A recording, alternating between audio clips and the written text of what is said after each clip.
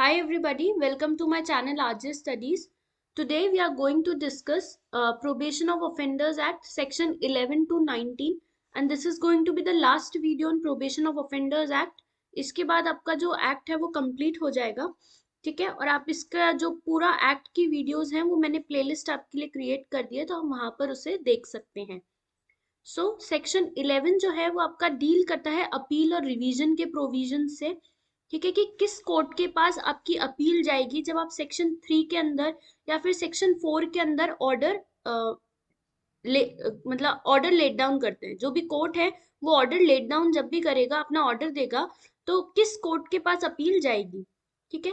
तो section 11 mentions court competent to make order under the act, appeal and revision and powers of court in appeal and revision. The power of probation is also with following courts when it considers appeal and revision, high court and other courts. जब आप probation of good conduct पे किसी person को छोड़ते हो, offender को छोड़ते हो सेक्शन 4 के अंदर, तो हाई कोर्ट और कोई भी ऑर्डिनरी जिसके पास अपील जाती है अदर कोर्ट, उनके पास अपील और रिवीजन की पावर्स होती है। Whenever order is given in section 3 and section 4, then appeal lies to that court where appeal of conviction ordinarily lies. ठीक है, जब भी सेक्शन 3 और 4 में आप जब ऑर्डर करोगे, सेक्शन 3 मेंशन करता है आपका एडमोनिशन पे छोड़ना और सेक्शन 4 जो है वो आपका मेंशन करता है प्रोबेशन ऑफ गुड कंडक्ट पे छोड़ना। तो जब भी कोई कन्विक्शन होगा तो उस कन्विक्शन की अपील जो है उस कोर्ट के पास जाएगी जिस कोर्ट के पास appeal ordinarily lies. Third point is wherever a person is below 21 years of age and he is not given benefit under section 3 or section 4, then the court to which appeals ordinarily lie from the sentence of the former court may either of its own motion or on an application made to it by the convicted person or probation officer call for and examine the record of the case and pass such order thereon as it thinks fit. इसमें ये third point में ये mention है कि जब आप section 6 के अंदर आप 21 इयर्स वाले एज के पर्सन को देखते हो, ऑफेंडर को देखते हो, ठीक है, या फिर सेक्शन 3 और सेक्शन 4 के जो ऑफेंडर्स है उनसे डील करते हो, तो उस कोर्ट के पास अपील जाएगी जिसके पास अपील आपकी ऑर्डिनरीली लाई करती है, ठीक है। तो जो फॉर्मर कोर्ट का जो ऑर्डर है, जो जिस कोर्ट के पास आपकी अपील गई है, वो कोर्ट फॉर्मर कोर्ट के ऑर्डर्स को भी मंगा सकता है either on its own motion या फिर कन्विक्टेड पर्सन को एप्लीकेशन दे जाएगा या फिर प्रोबेशन ऑफिसर को बोला जाएगा और जो केस उस ऑफेंडर के अगेंस्ट चला था फॉर्मर कोर्ट में उसके रिकॉर्ड्स को मंगा सकता है, ठीक है, और उनको एग्जामिन कर सकता है और उसके बाद कोई ऑर्डर पास कर सकता है as it thinks fit, right? I hope this part is clear to you. In next slide, fourth point is mentioned. When an order has been made under section 3 or section 4 in respect of an offender, the appellate court or the high court in the exercise of its power of revision may set aside such order and in lieu thereof pass sentence on such offender according to law. ये point ये mention कर रहा है कि जो भी appellate court और high court है वो रिवीजन की पावर जब भी एक्सरसाइज करेंगे अपनी, तो जो पहले जो ऑर्डर फॉर्मर कोर्ट ने दिया था उसे सेट असाइड कर सकते हैं या फिर कोई और सेंटेंस पास कर सकते हैं जो कि ऑफेंडर के लिए सूटेबल हो according to the law. Proviso भी मेंशन्ड है, द अपीलेट कोर्ट और the high court in revision shall not inflict a greater punishment than might have been inflicted by the court by which the offender was found guilty. Proviso ये mention करता है कि जो appellate court और high court होंगे revision के अंदर जो फॉर्मर कोर्ट ने जितना पनिशमेंट दिया था उससे ज्यादा इन्फ्लिक्ट नहीं कर सकते, शैल not inflict a greater punishment, ठीक है। जितना फॉर्मर कोर्ट यानी जो नीचे वाले कोर्ट ने लोअर कोर्ट ने जितना पनिशमेंट इन्फ्लिक्ट किया था उससे ज्यादा पनिशमेंट ऑफेंडर को या कन्विक्टेड पर्सन को नहीं दिया जा सकता है in revision by the appellate court और the high court. I hope section 11 is clear to you. Section 12 deals with removal of disqualification attaching to a conviction. This section mentions whenever any person is given benefit of admonition or probation notwithstanding any other law, then he shall not suffer disqualification attaching to conviction of an offense. जिस भी person को benefit दिया जा रहा है admonition का या probation का, तो he shall not suffer disqualification which is attached to a conviction, ठीक है। If a person was If a person was given a benefit of probation and later on he was sentenced to the original offense, then benefit under section 12 cannot be given. इस section 12 का मतलब ये होता है कि भाई अगर किसी पर्सन को प्रोबेशन का बेनिफिट दिया गया था अर्लियर, लेकिन बाद में उस प्रोबेशन को हटाकर उसे ओरिजिनल ऑफेंस के लिए सेंटेंस कर दिया गया, तो उसे सेक्शन 12 के अंदर बेनिफिट नहीं दिया जाएगा. I hope this part is clear to you. In next slide, one case is mentioned regarding section 12, which says Union of India versus Bassi Ram का case है. Although person is protected under section 12, but there can be departmental inquiry. ठीक है, कोई भी person है वो section 12 के अंदर प्रोटेक्टेड है, लेकिन उसके अगेंस्ट डिपार्टमेंटल इंक्वायरी हो सकती है.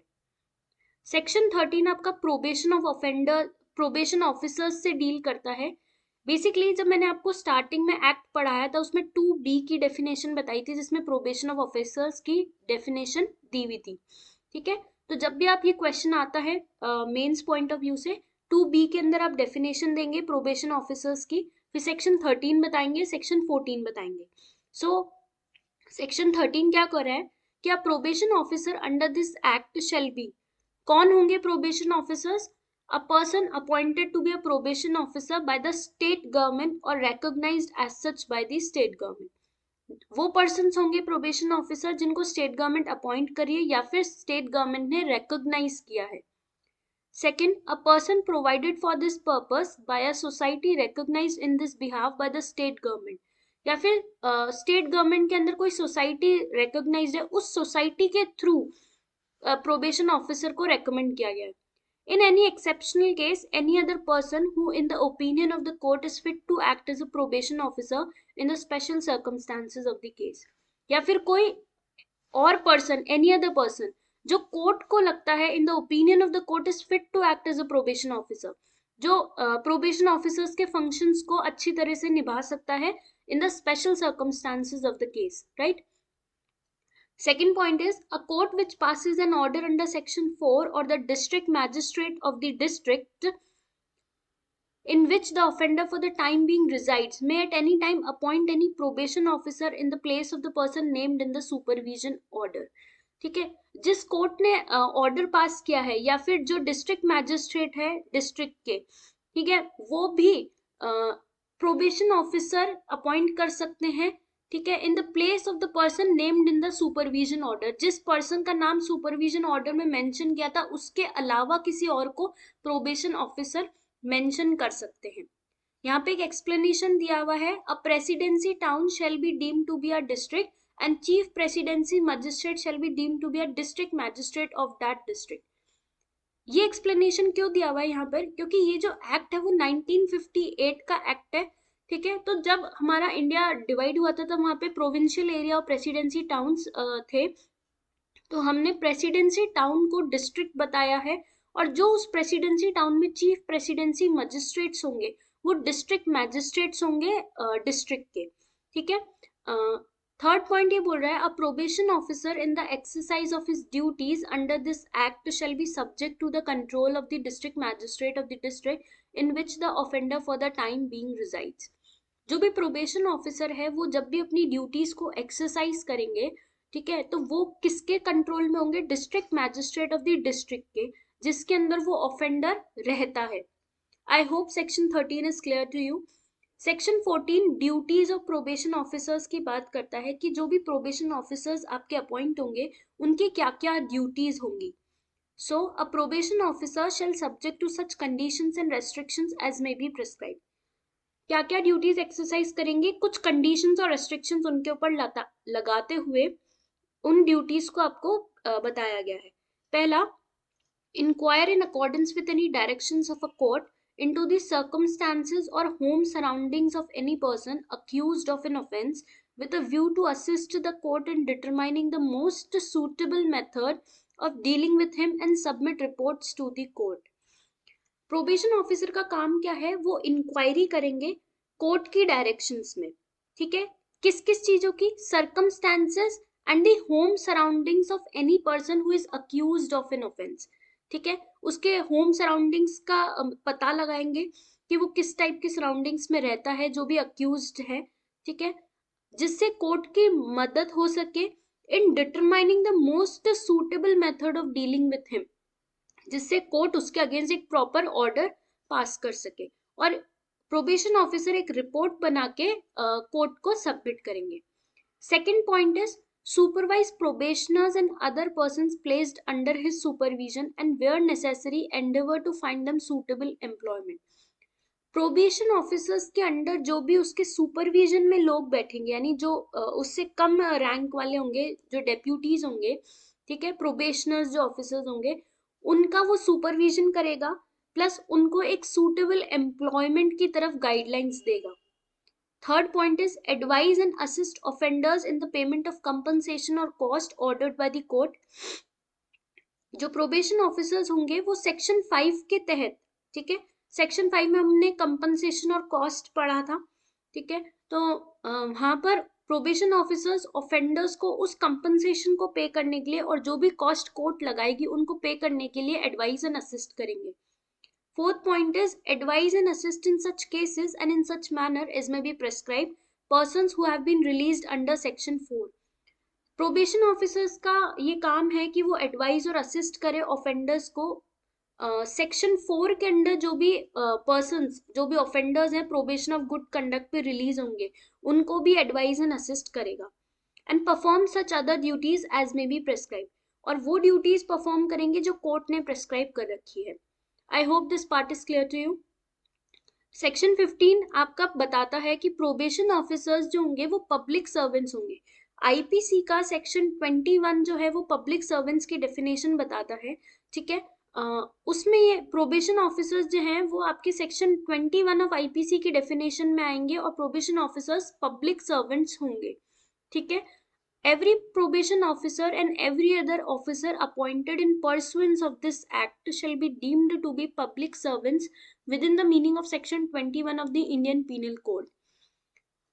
सेक्शन 21 जो आईपीसी की डेफिनेशन है वो आपकी प्री पॉइंट ऑफ व्यू से इम्पोर्टेंट है, क्योंकि उसमें आपका पब्लिक सर्वेंट्स की कैटेगरीज बताई है कि कौन कौन जो लोग होंगे उसमें पब्लिक सर्वेंट्स की डेफिनेशन में आते हैं, तो आपको ऑब्जेक्टिव टाइप का वो क्वेश्चन बनता है, ठीक है। सेक्शन 16 जो है वो आपको बताता है protection of action taken in good faith, कि यहाँ पर प्रोबेशन ऑफिसर्स जो भी अपना काम कर रहे हैं, ठीक है, तो वो कोई भी एक्शन अपना कर रहे हैं तो उनका जो भी एक्शन होगा वो गुड फेथ में माना जाएगा, ठीक है, और उनके अगेंस्ट कोई भी सूट या कोई भी लीगल प्रोसीडिंग्स उनके अगेंस्ट नहीं चलाई जाएंगी।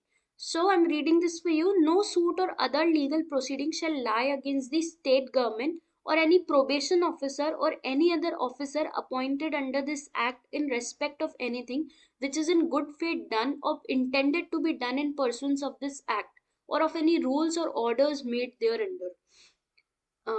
कोई भी जो भी एक्ट है प्रोबेशन ऑफिसर्स के, उनको गुड कंडक्ट में ही ट्रीट किया जाएगा और स्टेट गवर्नमेंट के अगेंस्ट कोई भी प्रोसीडिंग्स नहीं चलाई जाएंगी, ठीक है।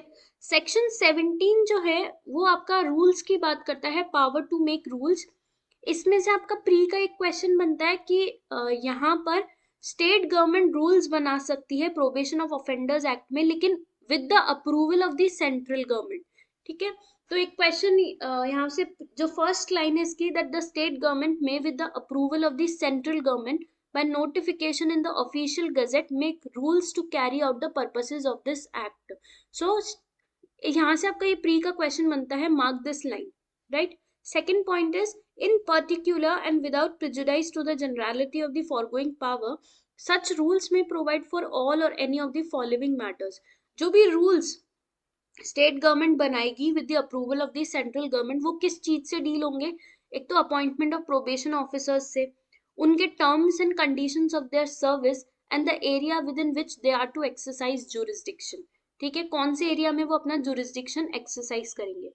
प्रोबेशन ऑफिसर्स क्या क्या ड्यूटीज निभाएंगे, duties of the probation officers under this act and the submission of reports by them, the conditions on which societies may be recognised,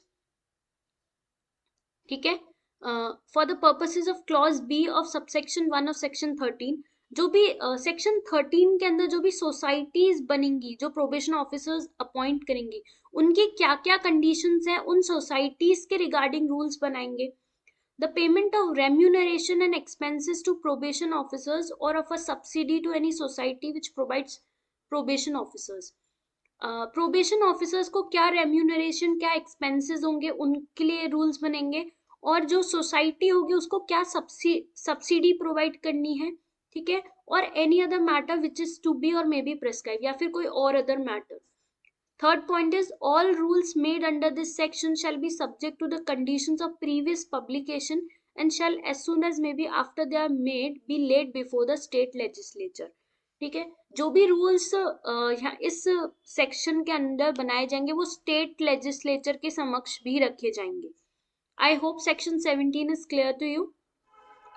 अब हम सेक्शन 18 डील कर रहे हैं. सेक्शन 18 आपका saving of operation of certain enactments की बात करता है कि जो प्रोबेशन ऑफ ऑफेंडर्स एक्ट है वो आपका कहाँ पर अप्लाई नहीं होता है.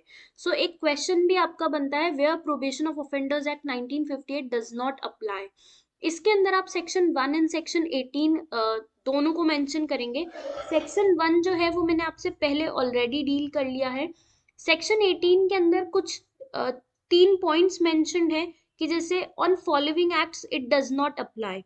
Section 31 of the reformatory schools act 1897, section 5 subsection 2 of the prevention of corruption act 1947 or any other law in force in any state relating to juvenile offenders or borstal schools.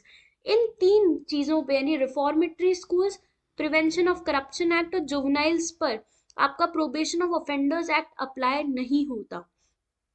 ठीक है, और एक last का section है that is section 19. Section 19 basically mention करता है section 562 of the code not to apply in certain cases. ये section 562 जो आपका है ये सीआरपीसी का पुराना प्रोविजन है. आज प्रेजेंट में हम 360 सीआरपीसी 1973 देखते हैं. ठीक है, इसका भी रेफरेंस मैंने आपको अपने जो पहले वाले लेक्चर्स हैं प्रोबेशन ऑफ ऑफेंडर्स में उसका रेफरेंस दिया है. ठीक है, तो जो सेक्शन 562 है कोड का वो कहाँ अप्लाई नहीं होगा. The subject to the provisions of section 18, section 562 of the code shall cease to apply to the states or parts thereof in which this act is brought into force.